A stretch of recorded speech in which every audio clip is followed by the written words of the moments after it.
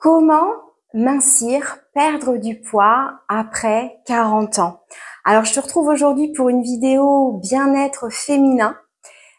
D'une part, parce que j'avais envie de partager mon expérience sur la perte de poids après 40 ans. Tu es peut-être dans cette phase de ta vie où tu prends des petits kilos par-ci par-là, tu t'approches de la ménopause et tu te dis, ben, c'est plus difficile qu'avant, je sens que mon corps il réagit pas pareil et tu te sens peut-être un peu démunie face à ça.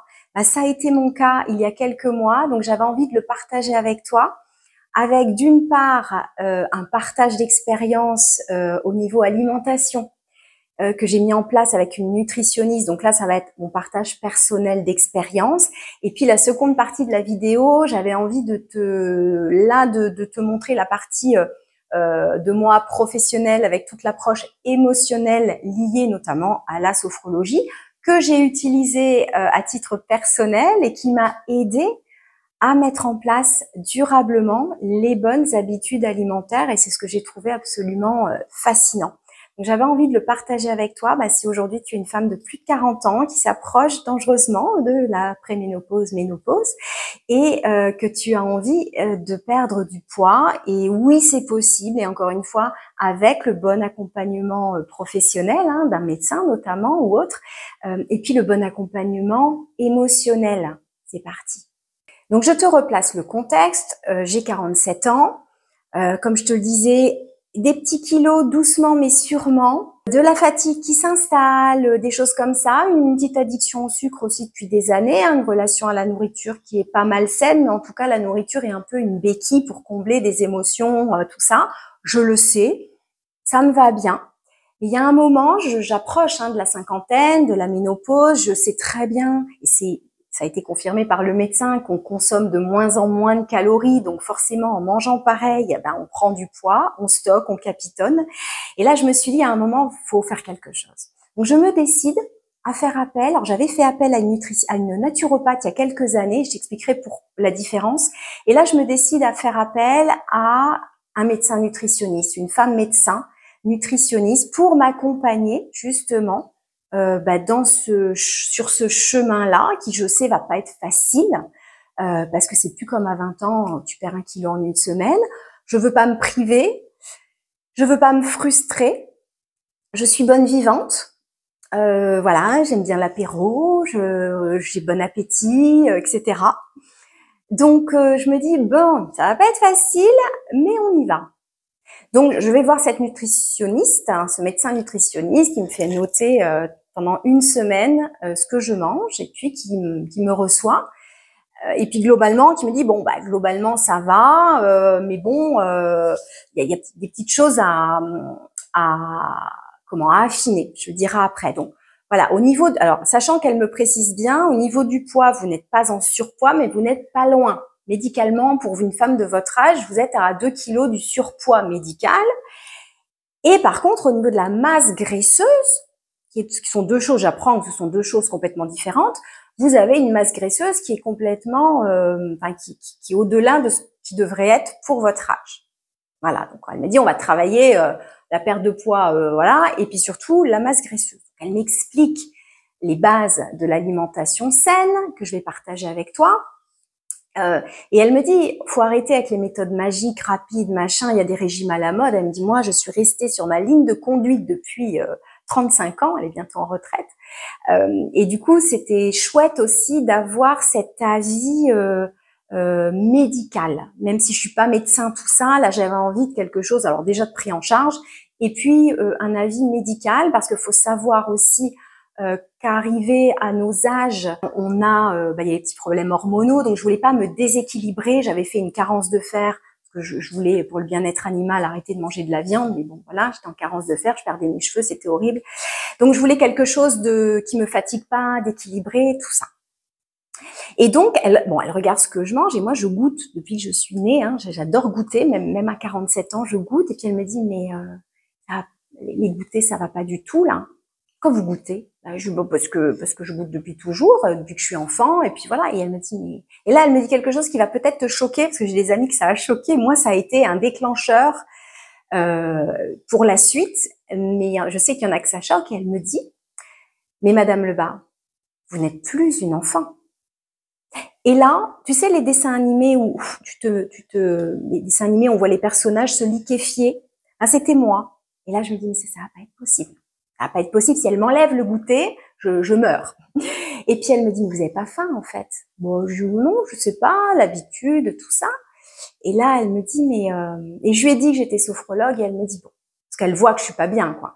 Et elle me dit, mais je vous propose une expérience. C'est là où elle est formidable. Elle s'adapte quand même. Elle me dit, je vous propose une expérience. Vous essayez une fois. Vous n'allez pas mourir, vous savez, on n'est pas en guerre, vous allez manger. Aujourd'hui, les gens ne veulent plus, ont peur d'avoir faim.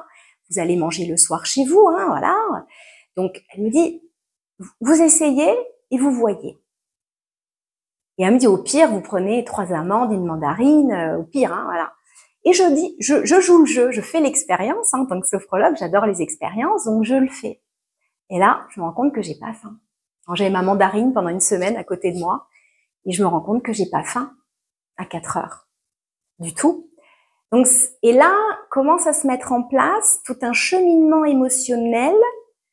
Et comme c'est mon métier aussi, je me dis, je vais travailler sur mes émotions. Je vais être à l'écoute de mes sensations. Je pouvais le faire, je le faisais pas.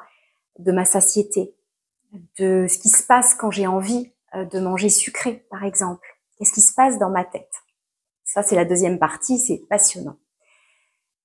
Donc, je tente l'expérience et globalement, sur la manière dont je mangeais, voilà, fallait juste limiter un petit peu les glucides, mais pas non plus se priver, hein, mais voilà, je mangeais en trop grande quantité, pas assez de légumes, mais globalement, c'était pas mal, et puis arrêter le goûter.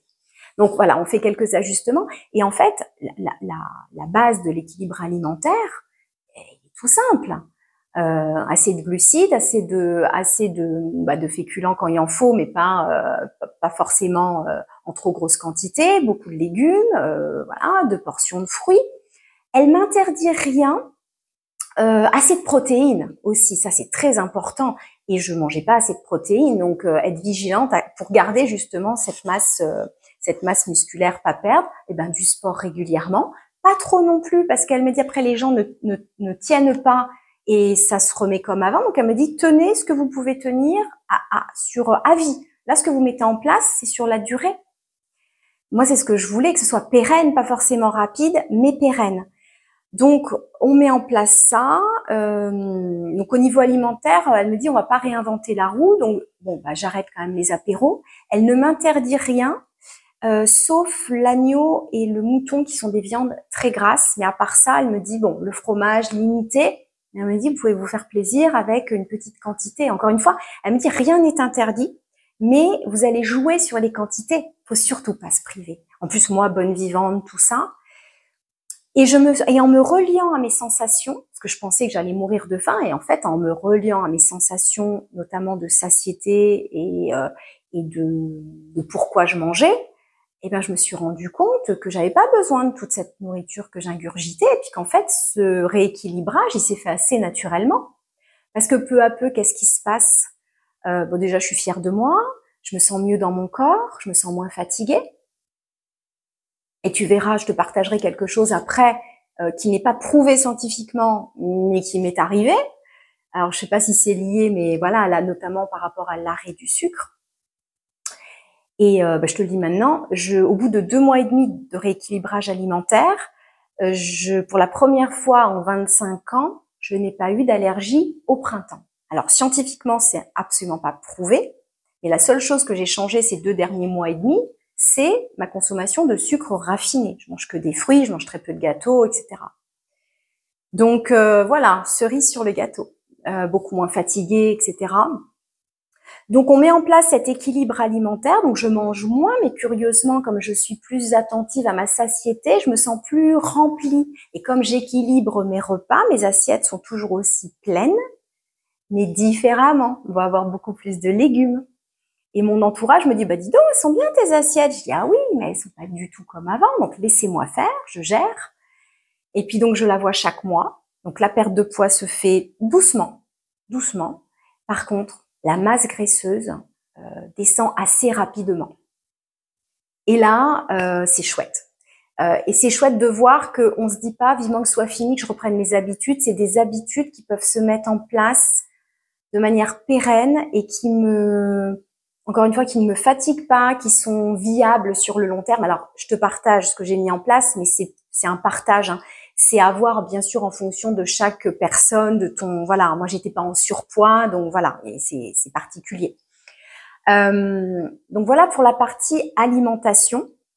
On n'a pas inventé la roue, on fait les choses voilà sainement, durablement, on mange assez, on se prive pas, on apporte à son corps en fait tous les nutriments dont il a besoin. Par contre, je le savais avant tout ça. Mais qu'est-ce qui faisait que je le faisais pas? Bah, c'était la partie émotionnelle que je vais partager maintenant avec toi et où là je vais mettre ma casquette aussi de sophrologue et voilà parce que la plupart des gens savent comment manger, beaucoup de personnes savent comment manger, mais pourquoi on le fait pas? Pourquoi on mange un paquet de petits écoliers à 4 heures? C'est pas parce qu'on a faim, on le sait très bien. Donc là, j'ai mis en place en parallèle toute la partie émotionnelle. Alors comment ça s'est passé? Ben là, j'ai mis de la conscience sur pourquoi je mangeais quand j'avais envie de manger. Par exemple, si dans l'après-midi, j'avais envie de manger quelque chose de très sucré, je respire, je prends un petit peu de recul et je me dis, alors là, c'est quoi l'émotion que tu ressens? Et souvent, c'était de l'ennui ou du stress. Une situation qui me perturbait un petit peu, que je savais pas comment gérer. Hop, envie de réconfort. Le sucre, c'est du réconfort. L'ennui aussi, où je sais pas, je suis chez moi, j'ai fini ce que j'avais à faire, machin. L'ennui. Donc, ce que j'ai fait, j'ai contourné. Alors, déjà, j'ai mis de la conscience dessus. J'ai dit, ok, tu t'ennuies, mais est-ce que manger du sucre, ça va t'occuper de 10 minutes, mais est-ce que c'est ça la solution? Non, évidemment. Donc bah voilà, je buvais de l'eau gazeuse, une tisane, j'allais prendre ma douche, je prenais un bouquin, je me mettais du vernis sur les ongles, enfin j'occupais mon cerveau et en me disant écoute, si t'as faim dans 20 minutes, tu reviens, tu manges un petit peu de fromage blanc, t'as le droit de manger ou tu manges un truc, mais et en général j'avais plus faim parce que je m'occupais, j'étais partie dans autre chose et j'avais plus faim. J'arrivais le soir au repas, je n'ai pas faim ou très peu parce qu'on s'habitue, hein, plus voilà. Et encore une fois, sans sensation, parce que je déteste la sensation de faim, personne n'aime ça. Et en parallèle, un exercice très intéressant que j'avais fait, j'avais acheté un bouquin d'une naturopathe que j'aime beaucoup suivre sur Instagram, et elle expliquait l'échelle de la faim de 0 à 5 avec à 0 tu te sens comme ça, à 1 tu te sens comme ça, à 2, à 3. Et moi, ce que pour moi était 5, quand je voyais sa description à elle, en fait, j'étais à 1. Mais pour moi, c'était dramatique. Et en fait, je me suis dit, ah oui, non, on n'a pas la même notion de faim. Donc, j'avais une mauvaise perception de tout ça parce que émotionnellement, voilà, c'était exacerbé. Donc, j'ai beaucoup travaillé sur mes émotions. Et derrière une émotion désagréable, c'est voilà, c'est quel besoin se cache derrière. Et finalement, derrière l'ennui, ben, je venais nourrir cet ennui, détourner cet ennui avec du sucre ou peu importe. Et l'idée, c'est ben, comment venir nourrir ou détourner ça différemment. Comment je pallie à ça, à ma situation, différemment qu'avec ce plaisir un petit peu enfant. C'est ce qu'on appelle un plaisir enfant, immédiat. Alors que se nourrir de manière plus profonde, nourrir son âme, je sais pas, faire de l'aquarelle, du piano, je sais pas ce que tu as envie de faire, c'est ce qu'on appelle un plaisir adulte qui vient nous nourrir en profondeur et pas de manière superficielle comme le ferait le sucre, avec en plus tous les méfaits qu'on connaît, évidemment. Donc j'ai fait un gros travail personnel sur ça que j'ai fait moi-même toute seule parce que c'est mon métier, donc j'étais en capacité de le faire. Mais pour moi, tout ce qui touche à l'alimentation, même si je n'accompagne pas du tout ça, mais tout ce qui touche à l'alimentation va de pair avec l'émotionnel. Ce qui fait que quelqu'un ne parvient pas à mettre des habitudes durables sur le long terme, bah, c'est peut-être aussi qu'il y a cette partie émotionnelle à travailler, cette relation. Alors, je parle pas des troubles alimentaires comme la nourriture, hein, on est d'accord, hein, je parle d'une personne lambda sans problématique particulière. Donc j'ai fait ce gros travail sur les émotions, qui est vraiment qui a permis que 2 mois et demi après, Donc le résultat 2 mois et demi après le début du rééquilibrage, où là j'entame la phase de stabilisation, j'ai perdu environ 5 kilos et surtout en masse graisseuse, enfin je sais plus, il y a eu vraiment beaucoup de pourcents, je crois que je suis passée de, je sais plus 30, 31 je crois à 27, enfin un truc comme ça, où là je suis revenue dans quelque chose de normal pour mon âge, encore une fois par rapport à ma taille, mon âge, etc. Il n'y a pas de normes, hein. Enfin c'est une norme médicale que je connais pas et il n'y a qu'un médecin qui peut te dire où tu en es là-dedans. Donc, les bénéfices, eh ben, c'est de la fierté aussi. Prendre soin de sa santé sur le long terme pour aussi arriver à cet âge de la ménopause où on est mieux armé pour apporter à son corps ce qu'il faut. Parce qu'une femme qui arrive à la préménopause, elle a besoin d'oméga 3, d'oméga 6, il faut bien se nourrir, hein, il faut se nourrir mieux, pas moins, mais mieux. Et évidemment, voilà, changer peut-être certaines quantités, certains types d'aliments, mais sans se priver pour autant. Tous les jours, j'ai mon carré de chocolat noir, il n'y a pas de souci. Et puis si un jour j'ai envie d'un gâteau, mais je le mange en pleine conscience et j'en mange pas 10. Voilà, c'est la seule différence. Mais c'est pas une privation parce qu'avec cette conscience sur les choses, ça me permet de combler mes émotions désagréables différemment. Donc c'était vraiment passionnant à titre personnel. Donc voilà, donc une meilleure santé, moins de fatigue, pas d'allergie cette année, même si je sais pas si c'est lié à ça. Ouais, de la fierté, je le disais quand même, parce que pendant très longtemps j'ai essayé, puis ça revenait. Alors on verra sur la durée. Là aujourd'hui, je suis en stabilisation, sachant que stabilisation c'est exactement la même chose. On n'arrête pas. C'est des choses qu'on continue à faire, mais ça laisse de la place un petit peu plus pour la vie sociale, quand on va voir des amis, on prend un apéro, voilà.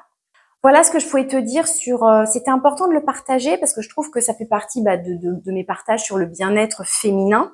Et j'avais envie de t'apporter donc et cette partie alimentation qui est pas la mienne parce que j'ai fait appel à un médecin et c'est vraiment au cas par cas. Donc je me suis pas trop étendue dessus non plus, mais surtout sur la partie émotionnelle qui pour moi est très très importante, qui a été efficace, qui est adaptée aussi évidemment au cas par cas. Et voilà, on n'oublie pas les émotions désagréables. Il faut savoir les accueillir, les nommer, les comprendre et puis les faire ressortir de notre corps avec ce qu'on appelle des actions, des comportements adaptés. Ça s'apprend. Malheureusement, on l'apprend pas quand on est petit, malheureusement. Au contraire, on nous détourne de ces émotions et en tant qu'adulte, on est maintenant en capacité de faire ce travail-là avec la personne, la manière de ton choix, mais c'est un chemin que je trouve absolument passionnant et quelque chose qu'on a après pour la vie, pour être plus heureux. Voilà ce que je pouvais te dire sur tout ça. Donc c'est un peu hors série par rapport à ce que je propose d'habitude. Et puis si plus largement tu es une femme de plus de 40 ans, que tu es dans une période où tu as envie de changer de vie, de reprendre soin de toi, que tu sens que tu es un peu dans cette période crise de la quarantaine, j'ai écrit le livre, mon second livre, S'épanouir après 40 ans, je change ma vie pour être heureuse et le rester, où on parle santé. On parle aussi changement de vie, on parle couple, vie professionnelle, enfin tout est balayé si tu es une femme voilà, qui approche de la quarantaine, entre 40 et 50 ans, que tu te sens pas très bien dans tes baskets, que ce soit physique, morale, vie pro, vie perso, ça devrait t'aider à cheminer en douceur à ton rythme. Et puis je te dis, alors dis-moi si ce genre de vidéo te plaît sur le bien-être féminin. Et puis je te dis à bientôt pour une nouvelle vidéo.